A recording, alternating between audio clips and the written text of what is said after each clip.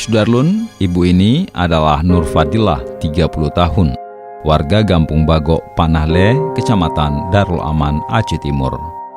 Ia menderita lumpuh sejak 2011, namun tetap bekerja dari atas ranjangnya dengan menjadi pembuat kerupuk melinjo.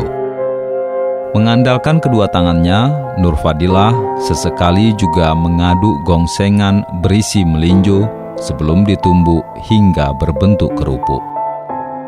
Dalam postingan di media sosial Facebook milik akun Sulaiman Atim, Nur Fadilah diketahui menerima upah Rp20.000 untuk setiap bambu kerupuk yang dihasilkannya.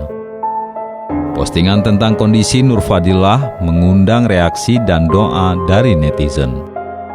Selain mendapat 300-an komentar, kisah sedih namun inspiratif itu juga telah dibagikan oleh hampir 2.000 akun lainnya. Nur Fadilah lahir dalam kondisi normal, dan di 2 proses persalinan yang dilakukan secara tradisional di kampungnya menjadi penyebab kelumpuhannya. Sejak berpisah dengan suaminya, Nur Fadilah menjadi orang tua tunggal mencari nafkah untuk menghidupi 2 anaknya.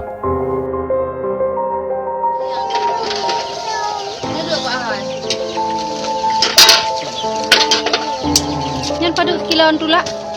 Paduk kilauan tula. Yupe munggah di bel. Munggah waktu. Waktu di bel kilauan yupe. Sare.